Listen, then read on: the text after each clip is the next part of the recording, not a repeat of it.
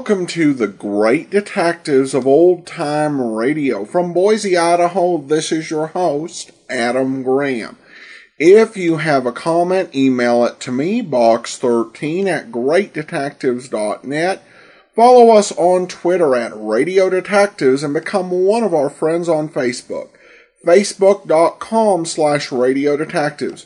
Before we get started, this program is brought to you by the financial support of our listeners. And I want to go ahead and start out by thanking Levi and Jay for their one-time donation. I also want to thank Eugene, who became a Patreon supporter at our Master Detective level of $15 or more per month, and Jesse, who became a Patreon supporter at the rookie level of $2 or more a month. With those two pledges, that puts us at 71% of the $600 required to trigger the summer series. It'll be a special series of podcasts that will run on a separate feed during the summer, and it will be picked by our Patreon listeners. And you can become a supporter for as little as $2 or a month. Go to patreon.greatdetectives.net. Also, over at greatdetectives.net this weekend, check out my ranking of radio's most essential women. And now it's time for today's episode of Dragnet. You can have all of my articles automatically delivered to your Kindle. You can try that service out free for 2 weeks in the Kindle store. But now it's time for today's episode of Dragnet. The original air date on this one? March 8th, 1951, and the title is The Big New Year's. The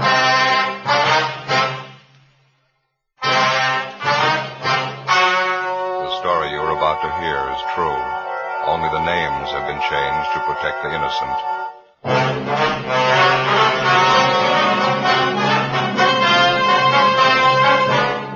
You're a detective sergeant. You're assigned to homicide detail. It's New Year's Eve in your city, and you're on special duty. Thousands of people crowd downtown streets. One of them is a killer. Your job, find them.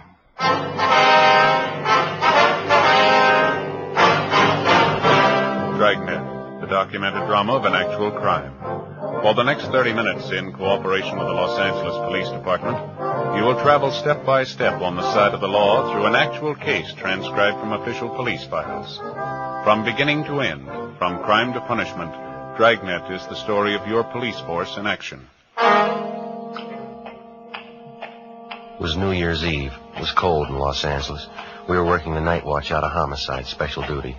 My partner's Ben Romero. The boss is Thad Brown, chief of detectives. My name's Friday. I was on the way back from dinner, and it was 8:35 p.m. when I got to room 42. Homicide. Joe?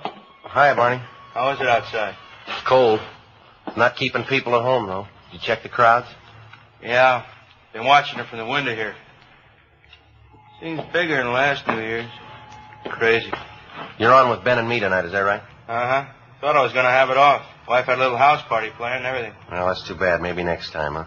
Yeah, that's what I said last New Year's. Nah, guess we better start moving. Yeah, where's Ben? He went down the hall a minute, said he'd be right back. I better take my top coat, huh? Yeah, I would if I were you. Nothing for us in the book, is there, Barney? I almost forgot Jack Conley called, having a little party out at his house. Wants you, Romero, to drop around when you get off. Said he'd call back. Oh. Hi, Joe. Hi. You about ready? Yeah, let me grab my overcoat. All right. I just tagged back communications. Switchboard's lit up like a Christmas tree, doing a millimeter bid. Just like last year, they're starting off strong. 415s, 507, calls coming in with a dozen. I'd like to see it just once. People celebrating New Year's without tearing up half the town. I get it. Homicide Friday. Oh, yeah, Jack. Yeah, well, Barney just mentioned it. Well, we'll try and make it. You know how things are tonight. Yeah, we'll try, sure. Thanks a lot. There's Jack Conley, Ben, on his way home. He wants us to drop by his place if we get off early tonight. Not much chance of that. You ready? Yeah, I am. You, Barney? Let's go.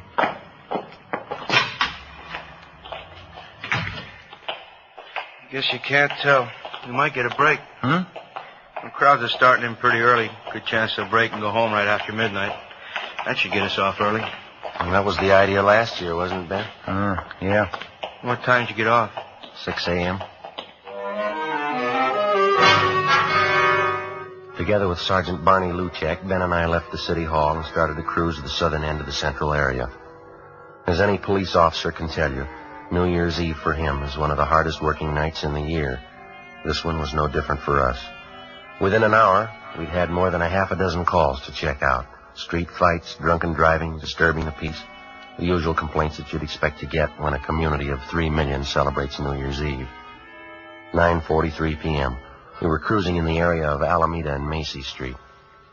Unit 72R at Wilshire in Geneva at 311. At 311, KMA 367. Roger, 72R. Unit 112 at 83 Naylor Avenue. See the man, keep the peace. KMA 367. No stopping them, huh? Well, it's a big night. Smoke, Joe? No, thanks. Attention all units in the vicinity at East Main and Darwin. An officer needs help. Well, looks like we got one, huh? Yeah. All units in the vicinity at East Main and Darwin. An officer needs help. KMA 367. I guess we better handle it, huh? All right. The next one to the left, Ben. We can go out Darwin. Well, I better call him. 80K to Control 1. 80K to Control 1. What's the matter? Oh, I guess they're busy. 80K to Control 1. 80K to Control 1. Stand by, 80K. Attention, all units.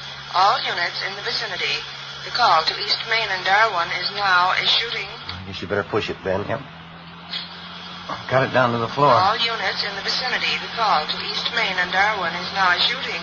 The call is now code 3, KMA 367. That's it coming up, Ben. East Main. Yeah. There's a crowd there on the corner. I guess you better pull up here, huh? All right. Come on. Yeah. Over by the light pole, Ben. Joe. Man lying on the sidewalk. You want to check the crowd, Barney? Yeah, okay. Let us through here, please. Can we get through? Excuse me? Look, will you please get back? Move back, please. All right, come on. I wonder if you just move along. Just move along there. Move along. That's Give us right. a little room to work. Thank you. Ben, Yeah, Joe? have a look here. Huh? No. There's Jack Conley. That? He's dead. His full name was John Patrick Conley, serial number 367. He was one of the veteran officers in Central Homicide. He lay face down on the pavement, one of his legs straddling the curbstone. He'd been shot twice at the base of his skull. There were 4 more bullet wounds in his back. Ben got to a phone, called Homicide, and told them what had happened. 24 cruiser cars and more than a half 100 men were immediately dispatched to the scene of the killing. They circled the area for a dozen blocks around and started a door-to-door search for the killer. Suspicious-looking pedestrians were stopped at every street corner and questioned. 10:30 p.m. The ambulance arrived and Jack Conley's body was taken to the morgue. Along with Thaxter and Bryan from Homicide, Barney Luchek, Ben, and I continued checking in the immediate vicinity of the killing. We found no one who'd admit that they actually saw the shooting. Half a dozen people in the crowd told us that they heard the shots and they saw Conley fall to the pavement. They'd also seen a man standing behind Conley turn and run down the street right after the shooting. No one had followed him. The man was described as medium build, wearing a dark suit and a dark hat. That's all they could tell us. 11:25 p.m. Ben and I met Barney Luchek back at the car. Morning. Did you get anything?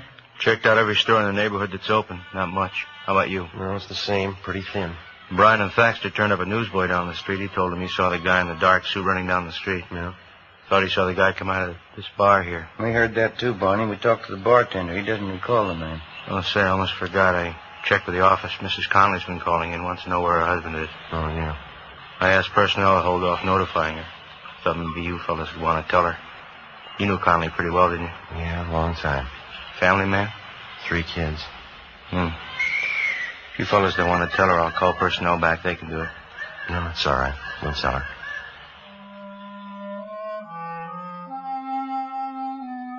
11:40 p.m. Ben and I got in the car and headed out for the home of the slain officer, Jack Conley. The house was on Ralston Avenue, just a few blocks from where Ben lived. We parked the car and started up the front walk. The lights were burning in the living room.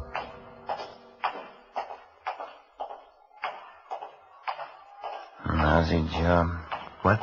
I said it's a lousy job. Yeah.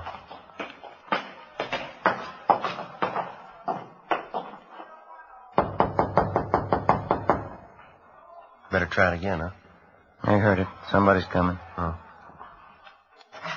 Hi, Joe, Ben. Hello, Betty. Hi, Betty. I'm sure glad you can make it. Everybody's here. Come in, come in. Okay. Thank you. I'm still waiting for that wandering husband of mine. If he's not here by midnight, he's going to be in the doghouse for sure. Here, let me take your coat. No, Betty, that's all right. I wonder if we could go back into the kitchen. We'd like to talk to you. What's the matter? Can't you stay long?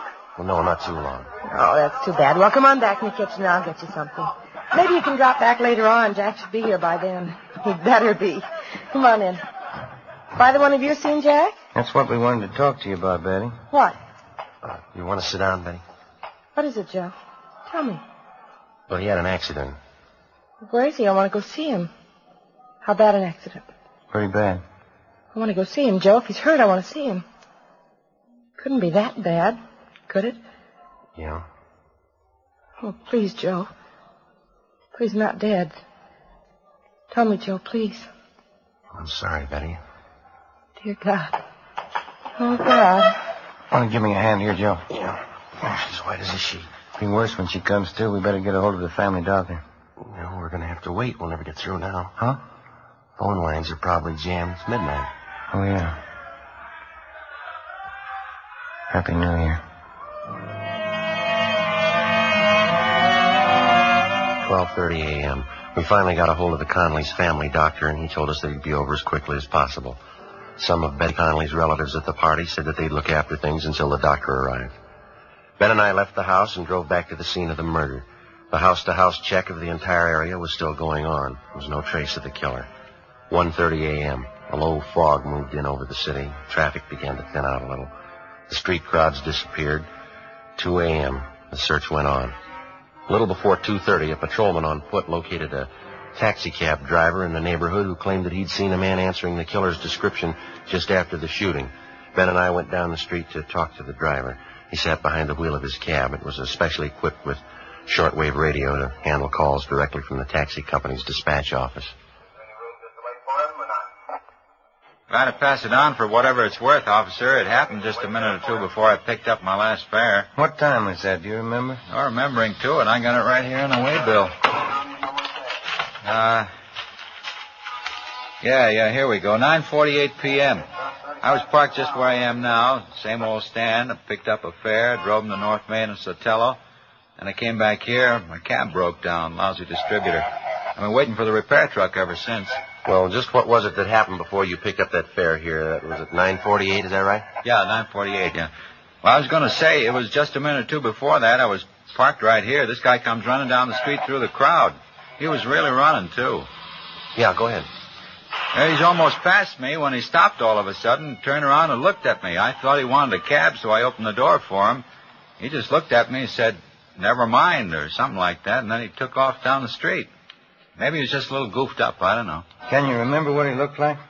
Oh, about your build, I guess. Medium. He had a hat on, dark hat, dark suit. Did you get a look at his face? Yeah, he's about 28 or 30, dark complexion. Anything else you remember about it? No, not for sure. He looked like 100 other mooches down around this neighborhood.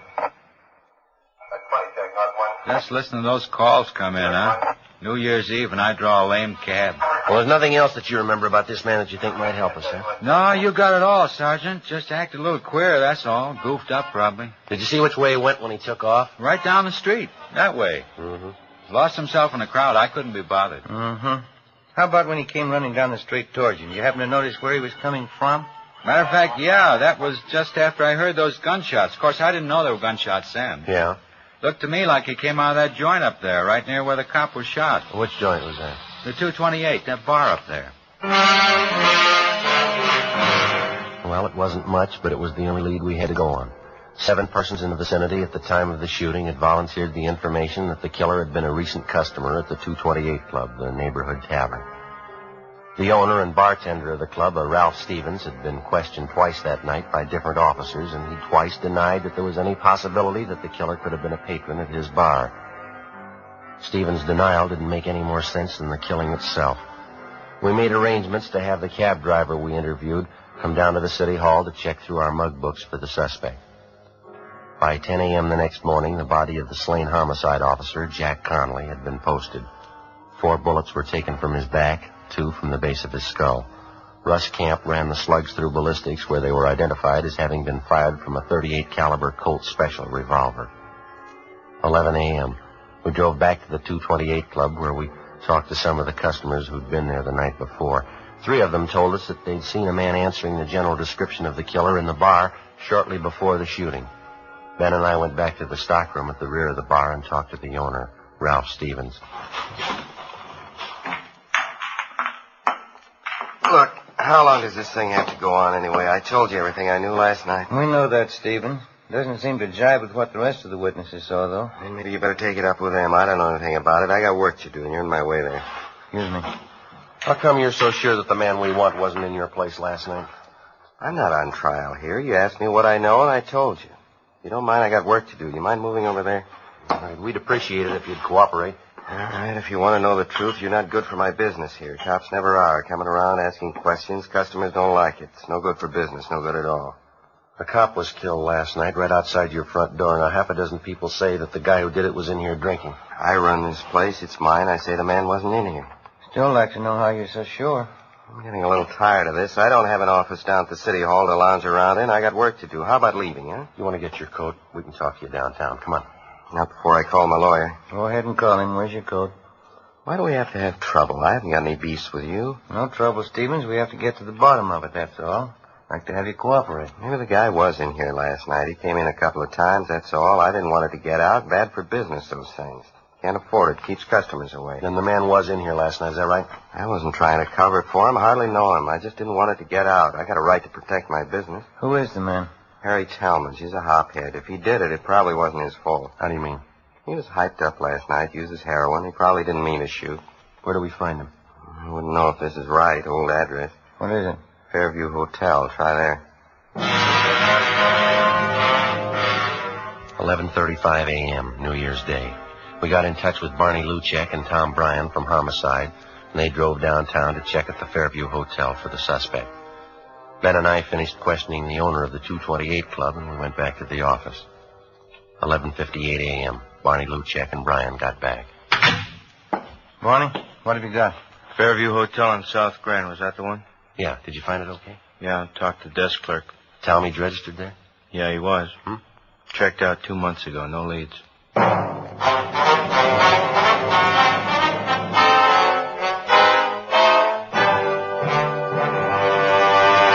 You are listening to Dragnet, a series of authentic case histories documented from official files.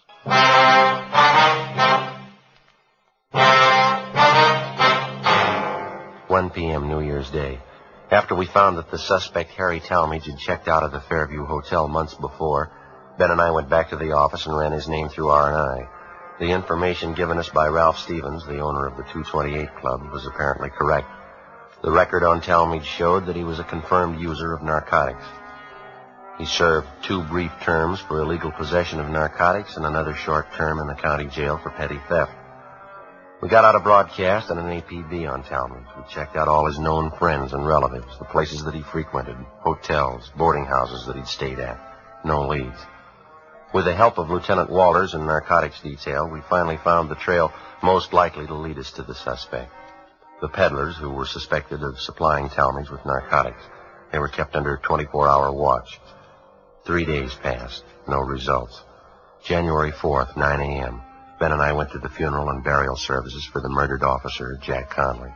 11 a.m. We got back to the office. Don't know why, Joe. I just don't cotton to funerals. Not a cop's funeral, anyway. No, I don't blame you. His wife looked a lot better, didn't she? Yeah, seemed to be bearing up good, considering. Merrill, Joe? Hi, Barney. What do you say, Barney? Yeah, young fella you told me about. He phoned you, Ben. Oh, is that right? Did you give him the information? Yeah, he wanted to know all about taking the police department examination. You know, who's that? One of my neighbor boys, a nice kid. Wants to get on the force. I told him to apply at room 5, City Hall, any weekday. You can make his application then. That it? Fine, Barney, thanks. Well, they got the recruiting campaign going now? Yeah, all this month. Taking applications from all over the country. I'll get it. Homicide, Friday. Oh, yeah, Walters. Just a minute. Okay. ALDSON, Donaldson. Okay, fine. Thanks a lot. Lou Walters and narcotics might be something. What's that? Oh? Well, he got a line on one of the mules who used to push heroin to town. He's a guy by the name of Donaldson. He's been sounded out. He's ready to talk to us. This Donaldson was close to Talmadge? Well, supposedly, yeah. You know where Talmadge is? Well, let's ask him. Ben and I left the office and drove to the address on South Alameda where Donaldson, a friend of the murder suspect, was supposed to be staying. Turned out to be a cheap hotel in the Skid Row district. It was next to one of the rescue missions down there. We finally located Donaldson across the street. He was standing on the sidewalk along with 4 or 5 other men. They were listening to a small Salvation Army band playing outside one of the beer joints. I hardly miss any of these sidewalk meetings, Sergeant. Like 'em. Band music. Even listen to the sermons. Do me a lot of good. I understand you're not pushing junk anymore, Donaldson. Is that right? And you want to call me Big, Sergeant? Name's really John, but everybody calls me Big. All right. No, I haven't been pushing junk. Not for months. All through with it. Well, when's the last time that you saw Harry Talmadge? A couple of weeks ago. I'm not much for Harry anymore. Like I say, I've been regular at these sidewalk meetings, hearing the sermons. Changes the way a fella does things, you know. Yeah. Man's got to turn good sometime during his life. Not getting any younger. 58. I figure it's time I start living by the word. Say, that's nice music, isn't it? Yeah. Do you have any idea where we might find Talmadge now? I might have a few ideas on it. I don't know. Say, I guess neither one of you fellas use snuff. No. Don't bother you, does it? No, go right ahead. That's all right. I know the last boarding house Harry stayed at, if that'll help any. Place on 12th Street. I can give you the address. Well, is he still there, do you know? I don't think he is, no. Matter of fact, I'm sure he's not. Wish Harry'd come around and see me. Like to get him interested in these sidewalk meetings. Listening to the sermons. Might help him. Did an awful lot for me. Yes, sir. Will you say that you saw Talmadge about 2 weeks ago? Well, not quite 2 weeks ago. It was the day after Christmas. Came down to my hotel and wanted some money. I couldn't give him any. That's when he told me he was moving. Going to some rooming house up around the city hall section up there. Did he mention any address? Not that I recollect, no. That sure is nice music, isn't it? Well, how about some of his other friends, Biggs? You think they might be able to help us? Well, Duke might help you. Harry and old Duke are still great friends. Duke sees them more than I do. Where do we find Duke? Well, you know the Penny Arcade down in South Main? Right down from the train depot there? Yeah. That's where Duke works. He's a janitor there. I've been trying to get Duke to come to the sidewalk meetings, too. He sure could stand it, old Duke. Well, thanks very much, Biggs. Not at all, Sergeant. Always glad to help out. Now look at that now. All out of snuff. Say you couldn't see your way clear, could you? There you go, Biggs. That's sure Christian of you, Sergeant. I'll handle this just like a personal loan. That's all right, Biggs. Don't say anything about us talking to you, though, huh? Not to anyone. No, sir, I won't. You can trust me. Say, when you see Harry, give him a message, huh? Well, what's that? You tell him to come and see me. I want him to show up at these meetings, hear the sermons. It could change everything, Sergeant. It could give him a new life, new soul. Brand new soul for Harry. Think of that. Yeah, he could use one.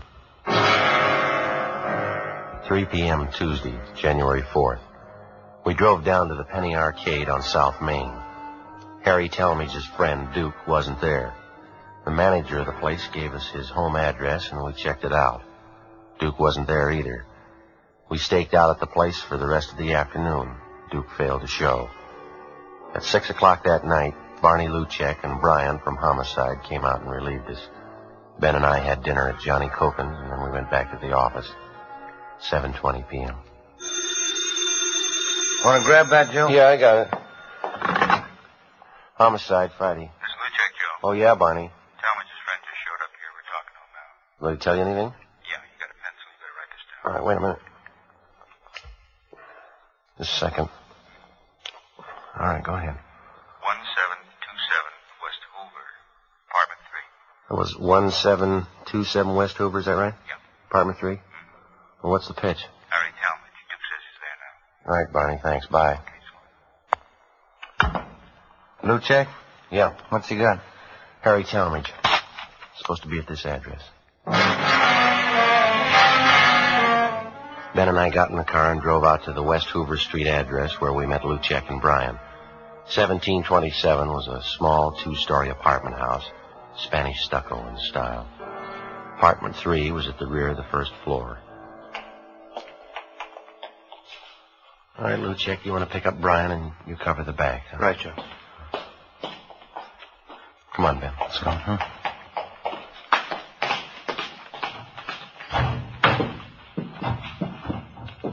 Get us up the stairs, huh? Mm-hmm.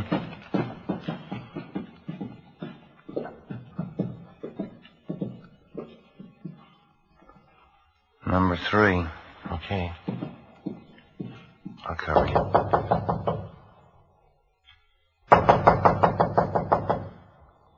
No sound inside.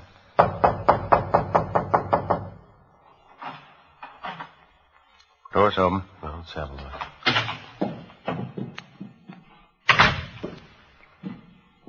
No, it's empty. You want to try the bedroom? I'll check the kitchen. Joe,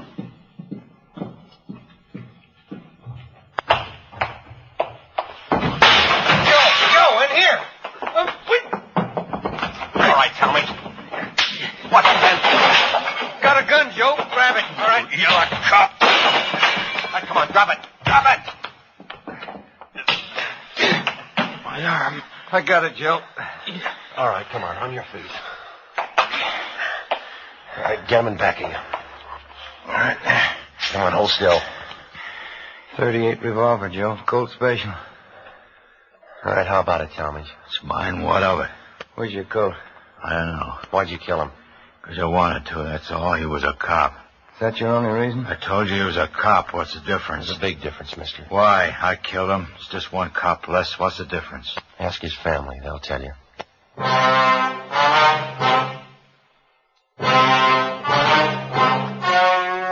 The story you've just heard was true. Only the names were changed to protect the innocent. On March 26th, trial was held in Superior Court, Department 86, City and County of Los Angeles, State of California. In a moment, the results of that trial.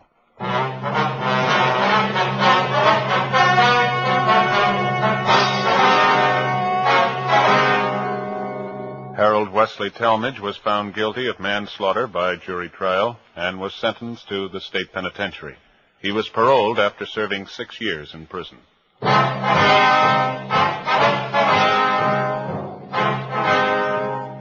You have just heard Dragnet, a series of authentic cases from official files. Technical advice comes from the Office of Chief of Police W.H. Parker, Los Angeles Police Department. Fatima Cigarettes, best of all long cigarettes, has brought you Dragnet, portions transcribed from Los Angeles. Stay tuned for Counter Spy, more good mystery on NBC.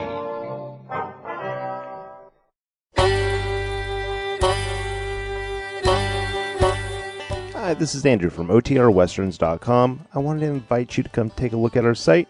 We stream live OTR Westerns 24 hours a day, 7 days a week, along with putting out podcasts of old-time radio westerns. Check us out at OTRWesterns.com. You're listening to The Great Detectives of Old Time Radio with Adam Graham. Now let's get back into the show.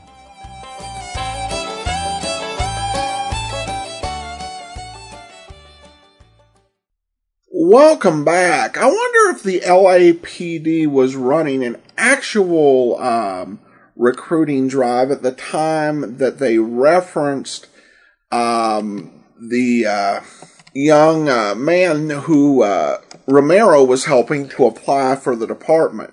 If so, it was a subtle but clever pug. It's definitely an interesting look at how the New Year's holiday really affects the policeman. Alright, well now we do turn to listener comments and feedback. And we have a very nice note from Stephen who says, "Hello, I just wanted to say thank you for your awesome program. I really appreciate it. I enjoy listening to your podcast every day at work. It really makes the time enjoyable. Don't stop what you're doing. These stories are awesome and need to keep being played. Thanks again, Stephen. Well, thanks so much, Stephen, for your kind words.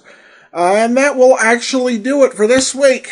For the first time in a long time, nothing coming up on Sunday. But be sure and join us back here on Monday for Michael Shane. And then next Saturday, another episode of Dragnet. In the meantime, send your comments to box13@greatdetectives.net. Follow us on Twitter @Radio Detectives. Become one of our friends on